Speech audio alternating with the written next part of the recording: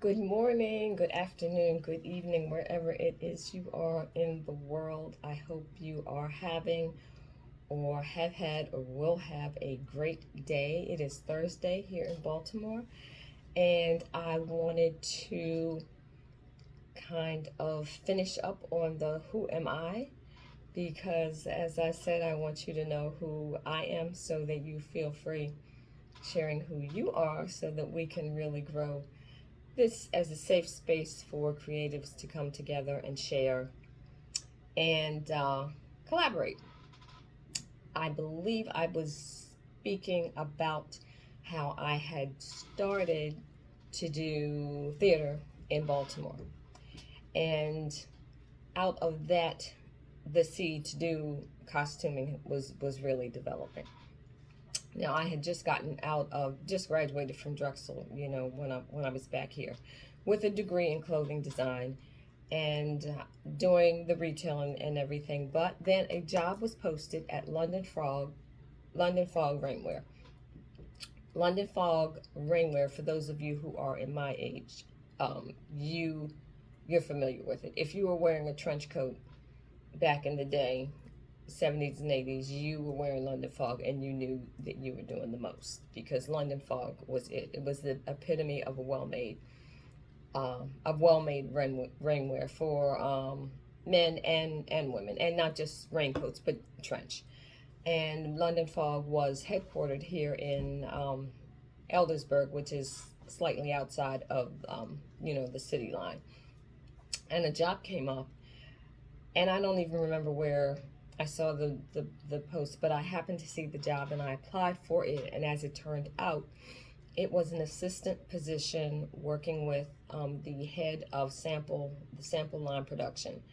And she was a younger, a white woman who, as it turned out, had also graduated from Drexel with a degree in design. And so when I applied, she remembered me, and I was hired for the position. So I was her assistant, and the job what we did in our department was we received the sketches from the New York showroom, from the designers in the New York showroom, from the men's line and the women's line. And our job, that department's job, was to make sure that the sample rooms, which were here, made the sample line to the specs of the designer.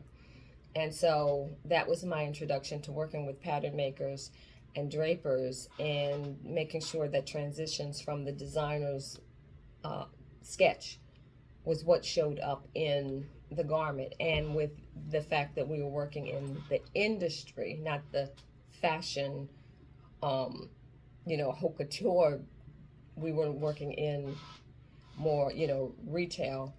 There were things where the designer had 4 or 5 buttons, and then after the sample garment was made, it was wonderful and looked beautiful. But then we had to go through with, the guys in the button department saying, well, that's 5 buttons. It's going to make this coat cost too much. We're only going to give you 4. So that was the kind of things that I learned. And the thing of it was that aside from one other African American man that I can remember who was in charge of factory production and movement in the factory, everyone else in London Fog in managerial positions were white men. And so I, as a young black woman, not a manager but working on behalf of my manager, experienced racism like you wouldn't believe. I mean, many nights I came home and cried because of what I went through, because I was often in positions where I had to go to them and say, well, I need this tomorrow, we need this tomorrow, that is not acceptable, this is not acceptable. And of course that was nothing that had ever been experienced in that environment.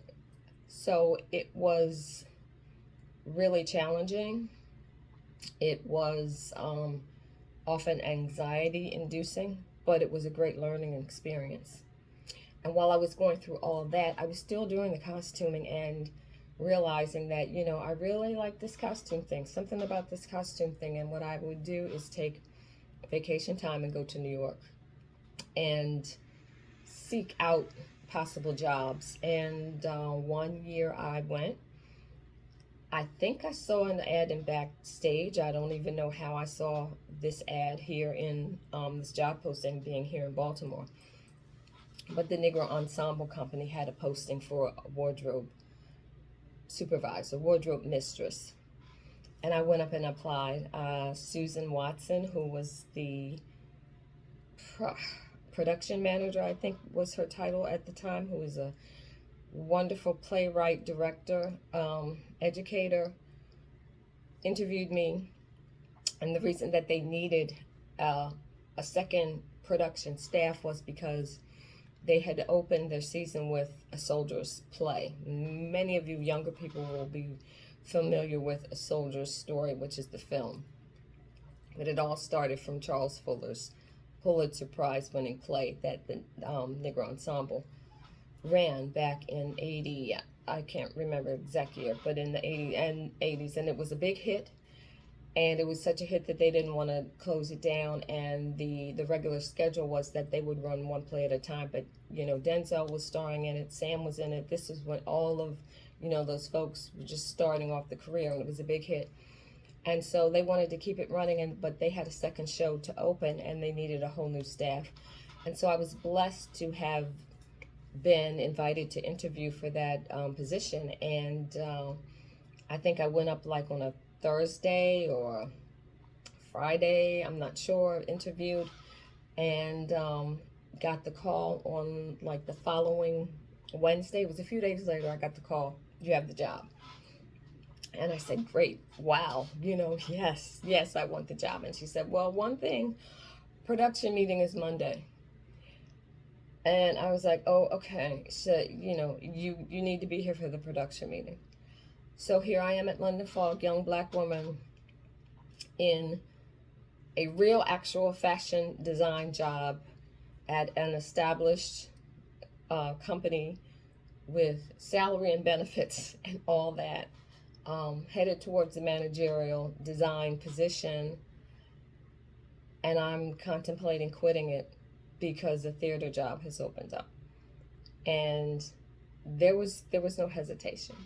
So that, I believe it was Wednesday, I went home. I told my mother that I was quitting this job because I was moving to New York to work in theater. And needless to say, it did not go over well. I had called my friend Fontella, who Fontella is a clothing and costume designer, who at that time worked in the New York showroom. And I said, you know what, Fontella, I have a job offer. Do you mind if I would move in with you for a minute until I got, situated and everything? And she said, yeah, sure. We were young.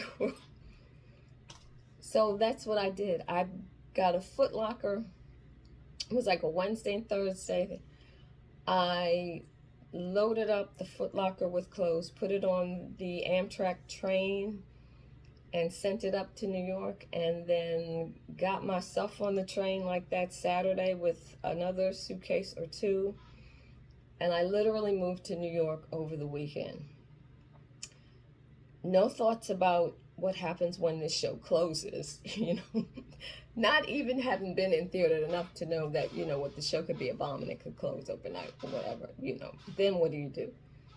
Didn't think of any of that. All I knew was I was operating in what I knew in my spirit I should be doing. And I won't even say that it was a leap of faith, because I don't think that spiritually I was even in tune to faith and faith walks at that point. I just knew that I was doing what the spirit in me was calling me to do. And so I literally moved to New York over the weekend. Fontella handed me a subway map. And Monday morning, I was sitting in a production meeting with other great, talented folk at the world-renowned Negro Ensemble company, which was the start of a career that I have always loved and never regretted. So I say this to you young creatives. Do not be afraid to take the leap, and always be in tune to what your spirit is telling you to do. Of course, be mindful. You cannot be foolish. We all have to eat. We all have to have a roof over our heads. But do not let what may seem like the unknown halt you taking the next step in your process. So I hope this is encouraging to you. I will see you soon. Have a great day and God bless.